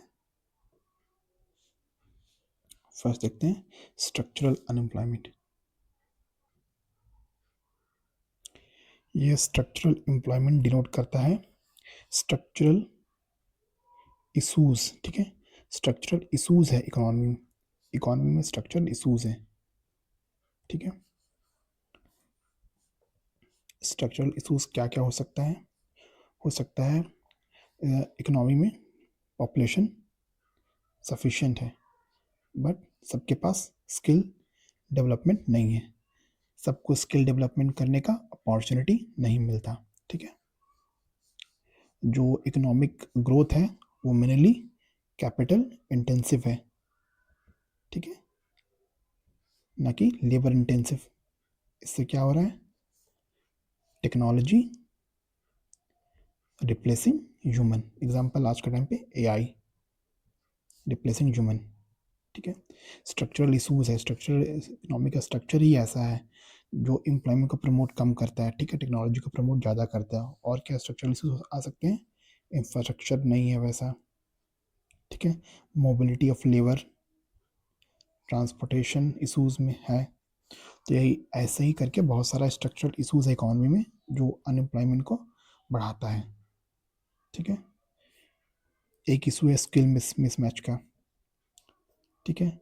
जो इंडस्ट्रीज़ है, एमएनसीज है, वो जिस स्किल का डिमांड करते हैं वो स्किल प्रेजेंट यूथ में अवेलेबल नहीं है, ठीक है। नेक्स्ट है डिस्गाइज्ड अनएम्प्लॉयमेंट। डिस्गाइज्ड अनएम्प्लॉयमेंट, इसको क्या बोलते हैं? A person does not contribute in an production process, other words he she can be removed from work without affecting the productivity adversely, situation is treated as disguised unemployment, ठीक है। इसका मतलब होता है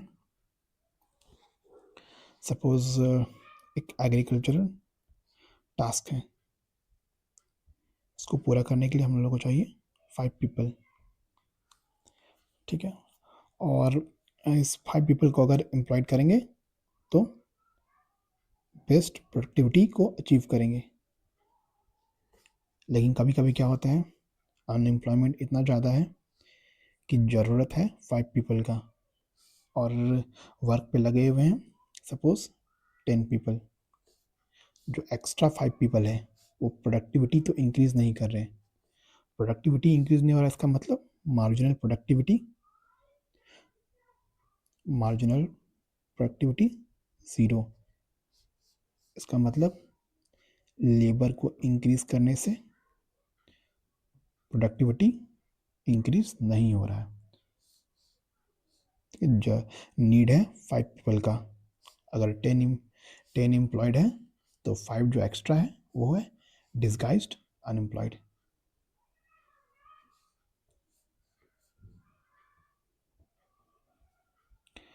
यहाँ पे दिया हुआ है marginal productivity is zero, addition of labor does not contribute into the overall productivity,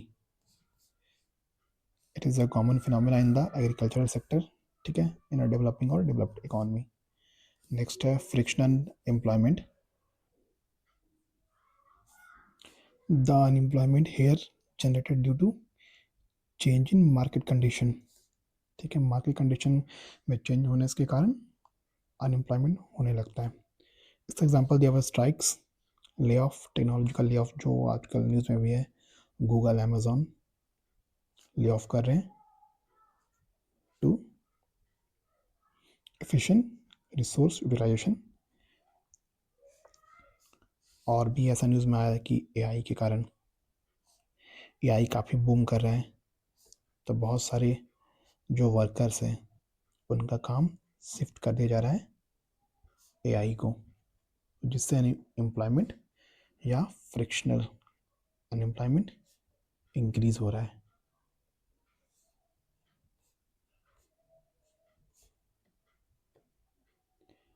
next है cyclical unemployment, it occurred due to the trade cycle, especially a recession cycle and cycles of depression, downswing of business activity result in unemployment, common phenomena developed countries, ठीक है, which is are capital buyers, it is a temporary and short term।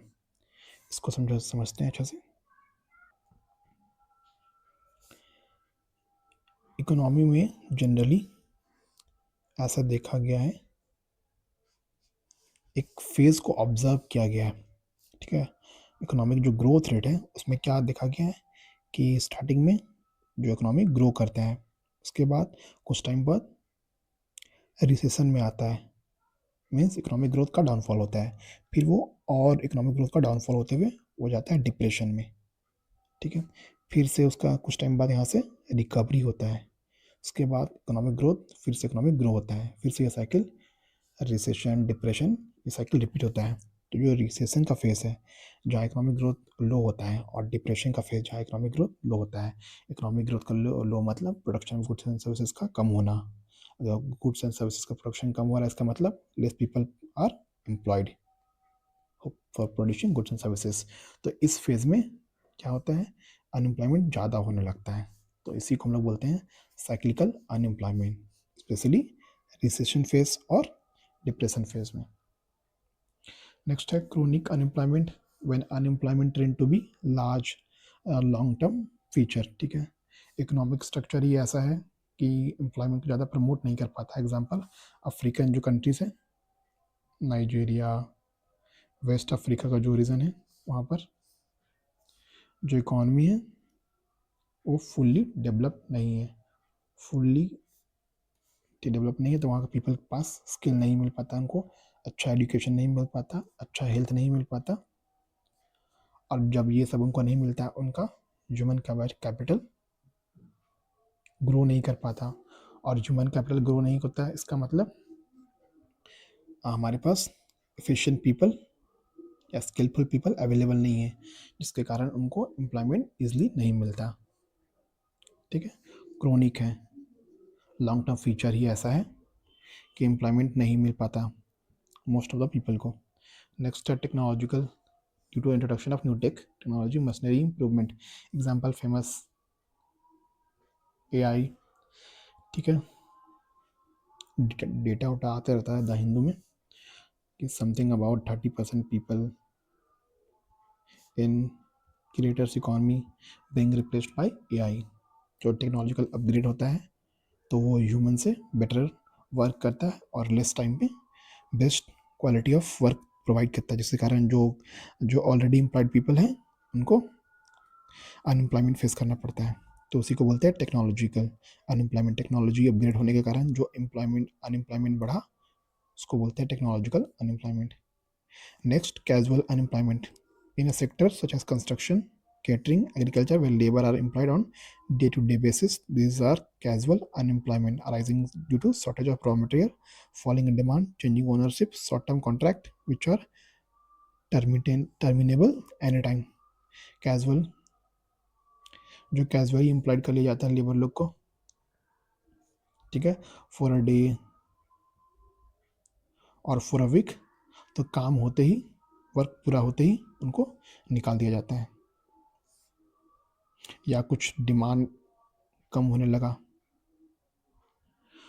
तो भी labour को निकाल दिया जाता है। उन लोगों का जो फिक्स्ड एम्प्लॉयमेंट नहीं होता है, वो कैजुअल होता है। नेक्स्ट है seasonal, person unemployed only during particular season in some sector. Example sector like agriculture during rabi और खरीफ क्रॉप सीजन, फिर labour workers on a season और अनएम्प्लॉयड इन रिमेनिंग पीरियड। ठीक है, disguised unemployment is not prevalent only in agricultural sector but also in other sectors। यही यहाँ में दिया हुआ है। नेक्स्ट आगे बढ़ते हैं, साइज ऑफ वर्कफोर्स, ये सब कुछ डेटा है, उसको हम लोग अपडेट करेंगे करंट अफेयर से।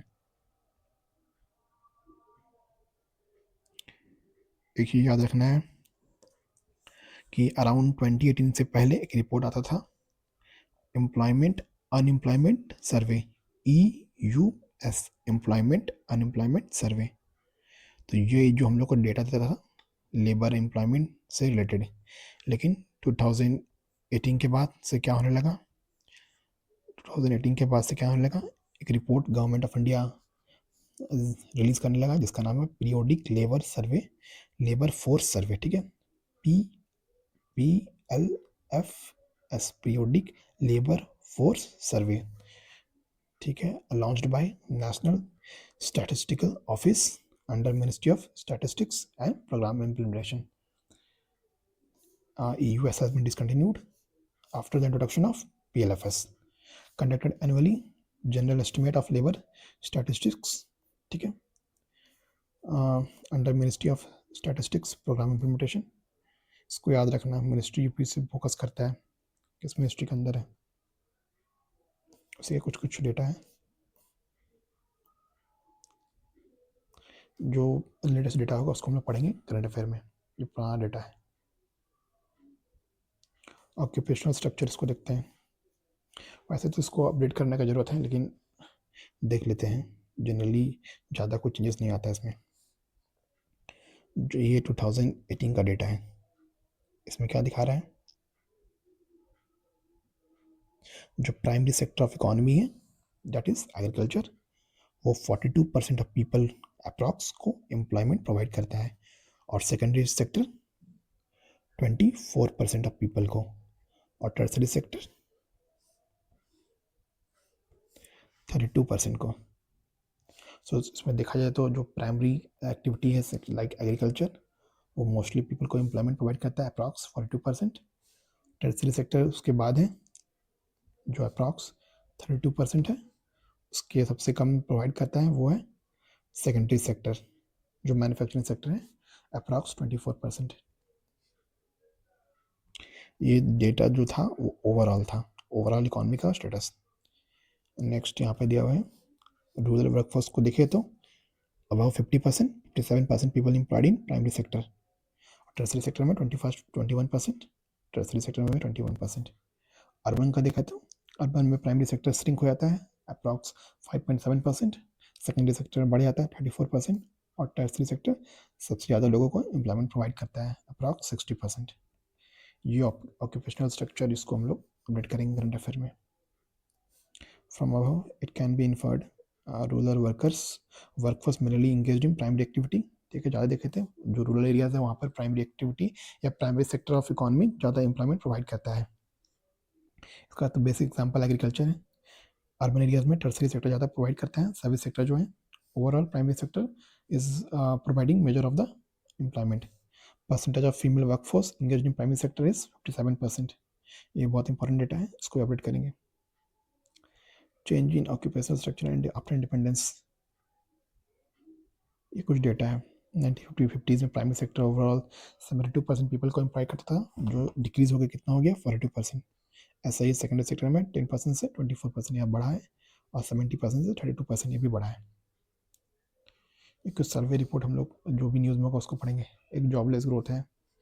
ILO इंटरनेशनल लेबर ऑर्गेनाइजेशन एक रिपोर्ट निकालता है इंडिया का इकोनॉमिक ग्रोथ में। उसमें बोलता है इंडिया का इकोनॉमिक ग्रोथ रेट जो है सो तो सुधर रहा है और इम्प्रूव हो रहा है, लेकिन एम्प्लॉयमेंट रेट अभी भी लो है। तो उसको इस चीज़ को वो जो ILO है वो टर्म देता है जॉबलेस ग्रोथ। इसमें ग्रोथ तो हो रहा है पर without generating sufficient jobs for the people.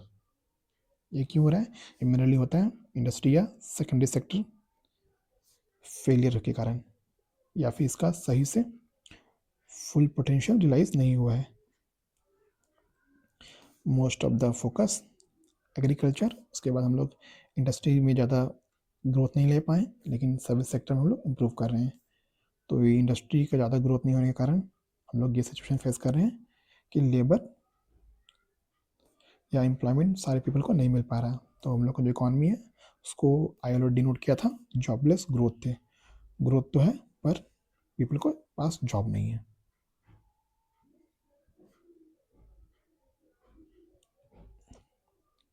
Next है casualisation of and informalisation of workforce, इसको पढ़ते हैं। तो यहाँ जो वर्कफोर्स है, ऊपर पढ़े थे वर्कफोर्स क्या होता है। वर्कफोर्स होता है it denote only the people who are actually working और करंटली एम्प्लॉयड। ठीक है, और जो करंटली एम्प्लॉयड पीपल्स है या वर्कर्स है उसको भी हम लोग दो कैटेगरी में कर सकते हैं। एक है सेल्फ एम्प्लॉयड। ठीक है, सेल्फ एम्प्लॉयड क्या हो गया, बिजनेस हो गया या इसी तरह का कोई एग्जांपल। और एक और सेकंड कैटेगरी है वो है हायर्ड, जिनको कोई कंपनी या organisation as a employ hire करती है। ठीक है, जो एम्प्लॉयड पीपल है दो तरह के हैं, फर्स्ट है सेल्फ एम्प्लॉयड, सेकंड है हायर्ड। हायर्ड कौन करते हैं? कंपनी, ऑर्गेनाइजेशन या प्राइवेट इंडिविजुअल। ठीक है, और अगर हायर्ड एम्प्लॉयड में डिवीज़न करें या कैटेगराइज करें तो दो तरह के होते हैं, एक है कैजुअल और एक है फॉर्मल।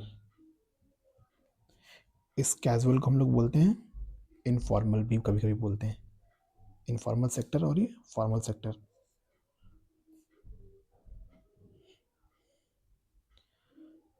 अब देखते हैं कैजुअल वर्कर्स क्या होते हैं? डेली वेजेस पे काम करते हैं, उनको कोई सोशल सिक्योरिटी नहीं मिलता है, लाइक फंड्स, पेंशन एटसेट्रा। ये कैजुअल वर्कर्स जो कैजुअली एम्प्लॉयड कर दिए जाते हैं इनके द्वारा। जैसे कि लोकली कोई प्राइवेट प्राइवेट पर्सन है, वो अपना कोई स्टॉल लगाया, सपोज टी स्टॉल, तो वहाँ किसी लोकल पर्सन को हायर कर लिया, तो लोकली हायर किया कैजुअली, उसको वो चाहे तो जब चाहे तब निकाल सकता है, कोई सोशल सिक्योरिटी इसको नहीं मिलता है, कैजुअल बेसिस पे है, कोई कॉन्ट्रैक्ट भी नहीं होता है उसका, तो कैजुअली ये तो उसके पास क्या नहीं है, सोशल सिक्योरिटी ये सब नहीं है, और उसको डेली वेजेस के बेसिस पे हायर किया जाता है।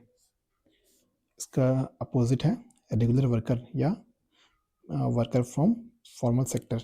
इनके पास क्या है, परमानेंट पे रोल होता है, ठीक है, मंथली सैलरीज मिलते हैं या एनुअल पैकेजेस मिलते हैं, और entitle to all security social securities benefits.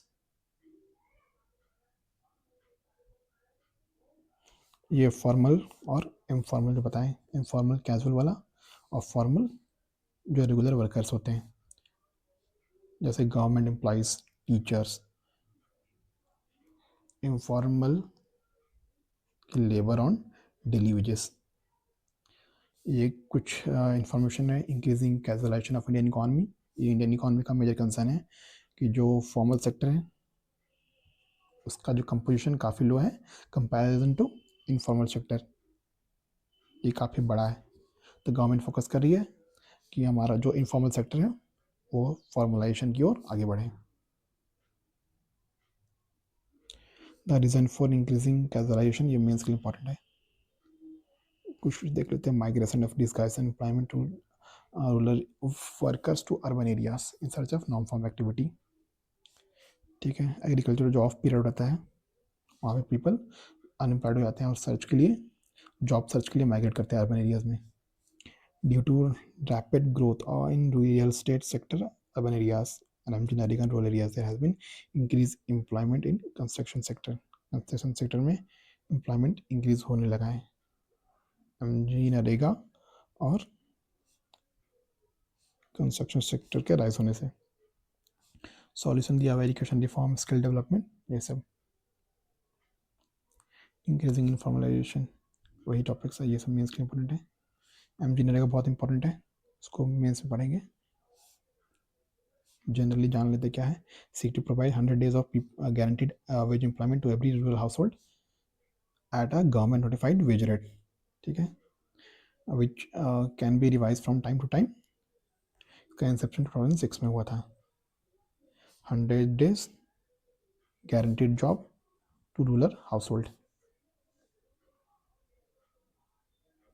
ये सब जो अचीवमेंट मैंने सब मेंस के लिए इंपॉर्टेंट है, क्या अचीवमेंट है, क्या इशूज़ है, क्या किया जा सकता है, ये सब मेंस के लिए पॉइंट है। रिसेंट गवर्नमेंट इनिशिएटिव, इसको भी मेन से पढ़ेंगे, मतलब करंट अफेयर में कवर करेंगे क्या इनिशिएटिव्स है, जैसे कि पीएम किसान, ठीक है, कुछ कुछ जो लोन है इनफॉर्मल सेक्टर को, एमएसएमई को प्रमोट करने के लिए। Way forward, more focus on employment generation, need for boost agricultural sector पे ध्यान देने की जरूरत है, इंडस्ट्री सेक्टर पर ध्यान देने की जरूरत है, एमएसएमई को फॉर्मलाइज करने की जरूरत है, स्ट्रेंथन करने की जरूरत है, बॉटलनेक्स को दूर करना, जैसे स्किल्स गैप को, एजुकेशन गैप को, जेंडर गैप को। चैप्टर समरी, ये चैप्टर पूरा हो गया। कुछ क्वेश्चन देखते हैं।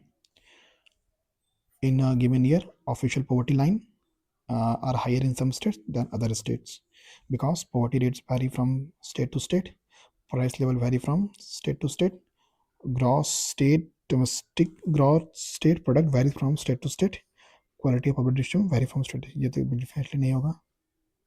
क्या पूछ रहा, official poverty line gross state product से है, नहीं इसकी भी नहीं है। Price level vary from state to state, poverty rates vary from state to state. इसका जो आंसर है, ये होगा प्राइस लेवल। एक ही गुड्स का है, उसका जो प्राइस लेवल है वो किसी स्टेट में कुछ होगा और किसी स्टेट में कुछ, मीन्स एक स्टेट में हो सकता है उस गुड्स का प्राइस ज़्यादा हो और एक स्टेट में कम हो, तो यही प्राइस डिफरेंस डिफरेंट स्टेट्स में पॉवर्टी लाइन को डिफरेंट कर देता है। डिस्गाइज अनएम्प्लॉयमेंट क्या है भाई, पता है, मार्जिनल प्रोडक्टिविटी जीरो। तो हम लोग इसको देख लेते हैं, MPI multi dimensional poverty index developed by Oxford poverty and human development initiative under UNDP। तो ये कवर कौन कौन से एरियाज को करता है इसको देख रहे हैं, ठीक है। जैसे कि यहाँ पर है एक्सटेंट ऑफ बजट डेफिसिट और GDP ग्रोथ रेट। हम लोग बात किससे कर रहे हैं, ह्यूमन डेवलपमेंट इंडेक्स। पैरामीटर क्या होना चाहिए, human related, like education health. तो यहाँ बजट डेफिसिट और GDP क्या कर रहे हैं, डेफिनेटली 3 गलत, तो 3 गलत गलत 3 गलत, आंसर 1 आ गया।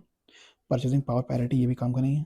Deprivation of education health services to household, क्या है, क्या इंडेक्स करना है, human development related to human, human empowerment, human capability. तो ह्यूमन से रिलेटेड एजुकेशन हेल्थ, ठीक है, ये ह्यूमन कैपेबिलिटी को एम्पावर करता है।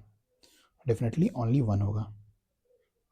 मेंस का क्वेश्चन, इसको हम लोग मेंस का टाइम करेंगे, ठीक है। तो ये लेक्चर सेकंड कौन से चैप्टर को पूरा करता है, ये 3rd यूनिट पूरा हो गया। अब नेक्स्ट लेक्चर हम लोग चैप्टर 4 की ओर बढ़ेंगे।